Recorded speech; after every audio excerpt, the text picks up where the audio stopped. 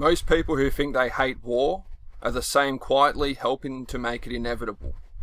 Not because they are evil, but because they are human. And humans don't choose war with hatred. We choose it with certainty. Let's talk about something nobody wants to admit. When the world goes to war, it won't be because of one leader. It won't be because of one country. It won't even be because of one ideology. It will be because ordinary people stop tolerating uncertainty. We love pretending we are smarter than history, that we see through propaganda, that we'd never fall for the same mistakes, that we are more educated, more aware, more evolved. But history doesn't care how advanced our phones are. History only measures behaviour, and our behaviour hasn't changed. We still divide into tribes, worship uncertainty, punish doubt. We still reward loyalty over honesty. We just do it online now. Let's be real. On one side, you've got conservatives, MAGA supporters, boomers, nationalists, people who fear decline more than they fear conflict, people who confuse strength with safety, people who grew up in dominance and now feel it's slipping away. And decline feels like theft, so they cling to leaders who promise restoration, not peace, not cooperation, restoration. Make us great again isn't just nostalgia, it's a refusal to accept time. But here's what nobody says out loud. That instinct is human. Every empire reacts this way. Rome did it, Britain did it, every dominant power does it, because letting go of superiority feels like dying. And fear doesn't create wisdom. Fear creates aggression. But then we look at the other side and pretend it's different. Modern progressive culture believes intention guarantees correctness. That compassion automatically equals competence. That questioning policy is the same as attacking humanity. And this too is human, because moral superiority feels safer than uncertainty. It feels good to believe you are on the right side of history before history finishes writing. It feels good to defend ideas that sound kind, even when they cause harm. It feels good to be righteous without being responsible. So the left becomes blind to its failures, the same way the right is blind to theirs. Different language, same psychology. One side worships strength, the other worships virtue. Neither worships humility, and humility is the only thing that has ever stopped wars. Here's the part nobody wants to hear. The problem isn't left or right. The problem is that humans under pressure stop thinking and start belonging. We stop asking, is this true? And start asking, is this mine? We stop asking, is this right? And start asking, is this my side doing it? And once loyalty replaces truth, war becomes a matter of time. The media doesn't create this, it feeds it. Fear sells, rage sells, division sells. Nuance doesn't trend, humility doesn't go viral, doubt doesn't get shared. So we train to hate each other while believing we are informed. We are not informed. We are emotionally managed, and we like it. Because anger feels powerful, because certainty feels safe, because belonging feels better than thinking alone. And here's the scariest part. We don't experience war anymore. We consume it. We watch it. We debate it. We meme it. We argue about it like sport. We don't smell smoke. We don't hear buildings collapse. We don't bury children. So war becomes theoretical. And theoretical suffering is easy to justify. You can support destruction when you never have to witness it.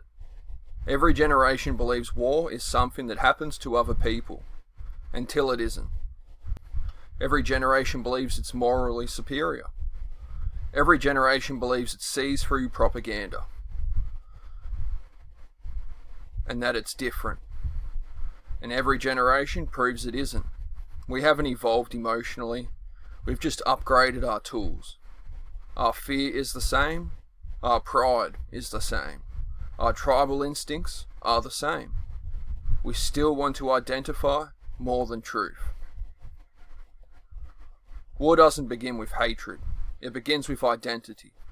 Because once someone becomes a category instead of a person, you no longer feel responsible for their suffering. And once they are an enemy, anything becomes justifiable. And if you think this only lives in theory, look at what happened in Germany. Not in some distant war zone, not in a failed state, not in history, in Berlin. In the middle of winter, radical activists sabotaged critical power infrastructure, high voltage cables, one of the arteries that kept parts of the city alive. 45,000 homes went dark. Thousands of businesses shut down. Heating failed. Communications failed. People sat in freezing apartments while politicians argued over definitions. The group responsible didn't describe it as an attack on people. They described it as an attack on a system. They framed it as moral, necessary, justified. They believed they were on the right side of history. And that's the part that should terrify you. Because no one involved thought they were doing evil. They thought they were resisting it. But the elderly still sat in the cold, hospitals still scrambled, families still suffered, children still went to bed in darkness. And suddenly, ideology stopped being a debate and became a lived experience. This is what happens when certainty replaces humility. This is what happens when belief replaces responsibility. This is what happens when people convince themselves that harm is acceptable as long as it's aimed at the right target. The infrastructure didn't feel guilty. The power grid didn't vote. The cables didn't choose sides. But the people affected did. And they paid the price for someone else's certainty. Righteousness over consequence. This was exactly what I've been talking about.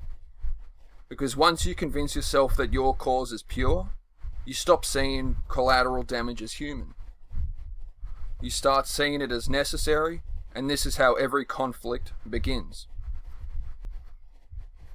Not with hatred, with justification. Not with cruelty, with conviction. Not with monsters, with people who are absolutely sure they are correct. And the most dangerous sentence in human history has never been, "I hate you." It has always been, "I'm right." Because the moment you are certain enough, anything becomes permissible. Blackouts, borders, bombs, bodies, all become arguments, abstractions, and someone else's problem. Until one day, they aren't. So when the world finally goes to war, the blame won't belong to one leader. It will belong to a pattern where humans choose certainty over humility, where they choose loyalty over truth, and identity over responsibility. And the hardest truth of all, none of us are immune. Not you, not me, not the people who agree with this, not the people who hate it. We are all capable of becoming what we condemn. That's why this matters. Not to accuse, but to remember. Because war doesn't begin with enemies. It begins with people who forget they are human first. If this made you uncomfortable, that's a good sign. If it made you defensive, that's a human sign. If it made you think, then maybe we still have time. And if you feel politically homeless after hearing this, you are not broken. You are just paying attention. If you want conversations that don't belong to either side, subscribe. If you don't agree with me, comment. If you do agree, share it. because silence is the one thing history always punishes. Thanks for watching. I'll see you in the next one.